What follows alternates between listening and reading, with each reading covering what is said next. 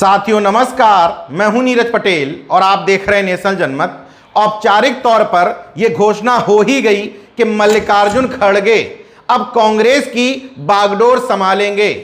उनको 7,897 वोट मिले, जबकि उनके प्रतिद्वंदी शशि थरूर को 1,000 से भी कम वोटों से संतोष करना पड़ा। जैसे ही वो राष्ट्रीय अध्यक्ष बने, वैसे ही दो तरह की प्रतिक्रियाएं सोशल मीडिया पर आना शुरू हुई। एक तो वो रटी रटाई प्रतिक्रिया जो कांग्रेस या बीजेपी में किसी भी पिछड़े या दलित नेता को कोई पद मिलने के बाद दी जाती है कि मुखौटे हैं या पार्टी के गुलाम हैं। नेशनल जनमत का सिर्फ यहां यह पूछना है कि अगर ये पार्टियां इस तरीके से मुखौटे या गुलाम तैयार कर सकती हैं, तो पिछड़े और दलित के नाम पर राजनीति करने वाले दलों को या नेताओं को किसने मना किया है कि आप भी इस तरह के मुखौटे अपनी पार्टियों में तैयार ना करें। कांग्रेस के बारे में जिन लोगों को यह गलतफहमी है, कई जगह लिखा जा रहा है कि पहली बार ऐसा हो रहा है कि कांग्रेस का राष्ट्रीय अध्यक्ष गैर गांधी परिवार से आ रहा है। उनकी जानकारी करेक्ट कर देता हूं। आजादी के बाद 75 साल में तकरीबन 42 साल गांधी परिवार का कोई सदस्य कांग्रेस का राष्ट्रीय अध्यक्ष रहा। वहीं 33 साल ऐसे भी रहे जहां गांधी परिवार के अलावा कोई राष्ट्रीय अध्यक्ष बना हो। और मल्लिकार्जुन खड़गे कांग्रेस के राष्ट्रीय अध्यक्ष बनने वाले पहले दलित नहीं हैं, बल्कि इससे पहले बाबू जगजीवन राम कांग्रेस के अध्यक्ष हुआ करते थे। हां, इतना जरूर है कि 24 साल बाद गांधी परिवार के इतर कोई गैर गांधी परिवार का व्यक्ति राष्ट्रीय अध्यक्ष बनाया गया है।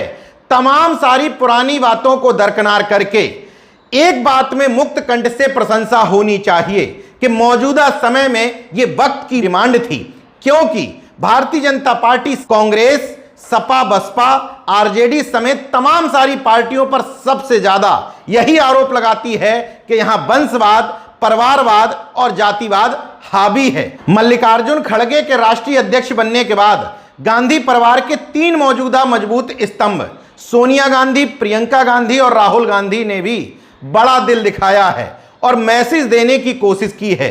जहां लोगों की निगाहें इस बात पर टिकी थी कि मल्लिकार्जुन खड़गे 10 जनपद यानी कि सोनिया गांधी के निवास पहुंच करके उनको धन्यवाद जरूर देंगे। इसके इतर सोनिया गांधी ने कुछ और ही सोच रखा था। वो स्वयं प्रियंका गांधी को लेकर के 10 जनपद से 10 राजाजी मार्ग, जहां मल्लिकार्जुन खड़गे रहते हैं, वहां खुद बुके लेकर के पहुंची और उनको राष्ट्रीय अध्यक्ष बनने की बधाई दी। भारत जोड़ो यात्रा में चल रहे राहुल गांधी की तरफ से बयान आया कि अब हमारी पार्टी के राष्ट्रीय अध्यक्ष खड़गे जी हैं, वही मेरी अगली भूमिका तय करेंगे और मैं अब राष्ट्रीय अध्यक्ष जी को रिपोर्ट करूंगा।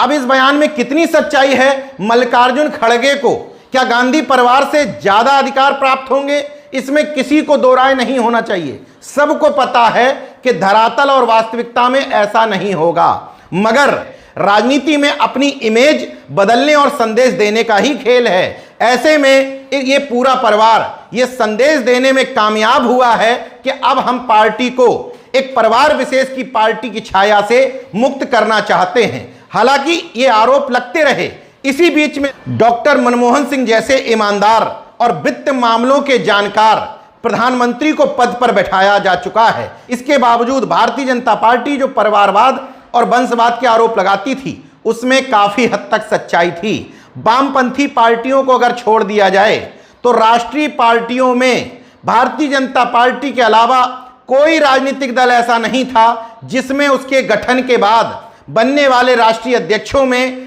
परिवार, वंश और जाति ना देखी जाती हो। मौजूदा समय में भारतीय जनता पार्टी के बाद कांग्रेस ने और क्षेत्रीय दलों में एकमात्र राजनीतिक दल है जनता दल यूनाइटेड, जिसके राष्ट्रीय अध्यक्ष इस समय ललन सिंह और मुख्यमंत्री नीतीश कुमार हैं। यही एक क्षेत्रीय दल है जिसका गठन 2003 में हुआ और 2022 यानी कि 19 साल आते आते इसके 5 राष्ट्रीय अध्यक्ष बदल चुके हैं और पांचों राष्ट्रीय अध्यक्ष का एक दूसरे के परिवार से, वंश से कोई लेना देना नहीं था। इन 5 राष्ट्रीय अध्यक्षों में जॉर्ज फर्नांडीज, शरद यादव, नीतीश कुमार, आरसीपी सिंह और अब ललन सिंह हैं। 5 में से 4 जाति के अलग अलग परिवारों के राष्ट्रीय अध्यक्ष बने हैं। मेरी जानकारी के हिसाब से मौजूदा समय में अब यही 3 दल ऐसे हैं जहां राष्ट्रीय अध्यक्ष वंश या परिवार की परंपरा के हिसाब से नहीं है। बकाया तमाम सारे क्षेत्रीय दलों में राष्ट्रीय अध्यक्ष जाति और परिवार के हिसाब से ही आज भी तय किए जा रहे हैं। भारतीय जनता पार्टी की सबसे बड़ी ताकत यही बनी हुई थी। उत्तर प्रदेश में स्थापित राजनीतिक दल समाजवादी पार्टी, बसपा और बिहार की आरजेडी के साथ तो ये आरोप लग ही रहे हैं। नई नई जो पार्टियां बनी उनके साथ भी आरोप इन्वेल्ट हो चुके हैं। अपना दल एस में 2 राष्ट्रीय अध्यक्ष हैं, एक पति है एक पत्नी है। संजय निषाद की निषाद पार्टी के साथ भी यही हाल है।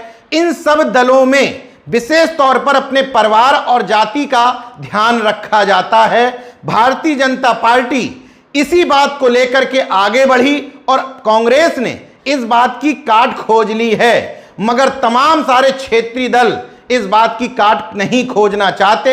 इसलिए प्रधानमंत्री नरेंद्र मोदी जब इस पर सवाल उठाते हैं तो उनको मुकम्मल जवाब नहीं दिया जा पाता, बल्कि पार्टी के भीतर कुछ नेताओं के कुछ बेटे जो विधायक बन गए हैं वो बताया जाता है। ऐसा नहीं है कि भारतीय जनता पार्टी में परिवारवाद कतई नहीं है, लेकिन वहां प्रधानमंत्री का पद, मुख्यमंत्री का पद, राष्ट्रीय अध्यक्ष और प्रदेश अध्यक्ष के पद कतई परिवारवाद, वंशवाद के हिसाब से नहीं दिए जाते हैं। इसलिए तमाम विपक्षी राजनीतिक दल भारतीय जनता पार्टी के पिछड़े दलित नेताओं को मुखौटे बताते रहते हैं, लेकिन अपने यहां उसी तरह के मुखौटे या हिस्सेदारी वाले नेता बड़े तौर पर प्रेजेंट लोगों के सामने नहीं कर पाते हैं। खैर, बात मल्लिकार्जुन खड़गे की हो रही थी। अपने जीवन में विधानसभा और लोकसभा के मिलाकर के उन्होंने 12 चुनाव लड़े, जिनमें से 11 चुनाव जीते हैं। लगातार 8 बार विधायक हुए, 2009 में सांसद हुए, 2014 में प्रचंड मोदी लहर के बावजूद सांसद बनने में कामयाब हुए। 2019 में जरूर चुनाव हार गए तो उनको राज्यसभा भेज दिया गया। चूंकि कांग्रेस ने एक और बड़प्पन दिखाया है, एक पद के साथ एक नेता एडजस्ट रहेगा, इसलिए जब खड़गे राष्ट्रीय अध्यक्ष का चुनाव लड़ रहे थे तो राज्यसभा में नेता प्रतिपक्ष के पद से उनसे इस्तीफा दिलवाया गया। और अब आप आरोप प्रत्यारोप कितने भी लगा लें, मैं इस फैसले का मुक्त कंठ से स्वागत करता हूं कि कांग्रेस कम से कम मौजूदा वक्त की राजनीतिक हालात को समझते हुए ही सही, लेकिन बदलाव के क्रम में आगे बढ़ रही है। मल्लिकार्जुन खड़गे खुद से कितने निर्णय ले पाएंगे और 10 जनपद से पूछ करके कितने निर्णय लेंगे, इसका फैसला आप करिए। लेकिन मैं चाहता हूं कि विपक्ष अब इस तरीके से बदलता हुआ दिखाई दे। देखते रहिए नेशन जनमत, जागरूक और सजग बने रहिए। जय विज्ञान, जय संविधान, जय लोकतंत्र। धन्यवाद।